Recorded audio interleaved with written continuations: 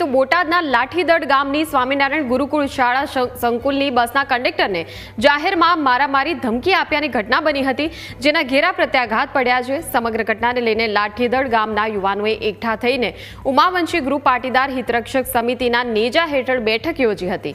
આ બેઠકમાં અસામાજિક તત્વો સામે કાર્યવાહી કરવાની માંગ કરી હતી। આ ઉપરાંત લુખ્ખા તત્વો સામે રોષ ઠાલવ્યો હતો। બસ કંડક્ટર સાથે બોલાચાલી કરનાર અને તેને માર મારનાર લુખ્ખાઓ સામે બસ કંડક્ટરે ફરિયાદ નોંધાવી હતી। બસ કંડક્ટરની ફરિયાદના આધારે પોલીસે હવે આ મામલે તપાસ હાથ ધરી છે।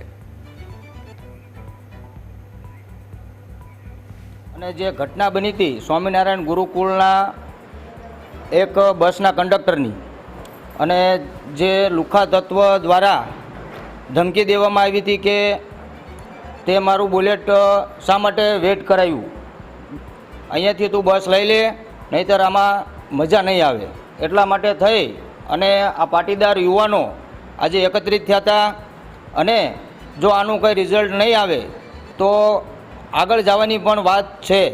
અમે બસનો કંડક્ટર છું, હું છોકરા ઉતારતો હતો, મેં એમને એમ કીધું 2 મિનિટ ઊભા રહ્યો, કીધું એ ઊભા રહ્યા નહીં, અને એ આગળ બુલેટ મૂકીને મારવા જ માંડ્યા, ઢોલ ટાપલી કરવા માંડ્યા, પછી આગળ લઈ ગયા। હું છોકરા મેકવા ગયો આગળ રોડ ટપાડવા, પછી ના વાલી આવી ગયા, એ બધા આવી ગયા, પછી ઓલા અરવિંદભાઈ આવ્યા, એમને મને મેકાયો, ઢોલ ટાપલીને મારવા જ માંડ્યા, 8-10 ઢોલ મારી દીધી, વાંમાં મારી દીધા, વાડમાં મારી દીધું, કોઈ પછી હતું નહીં।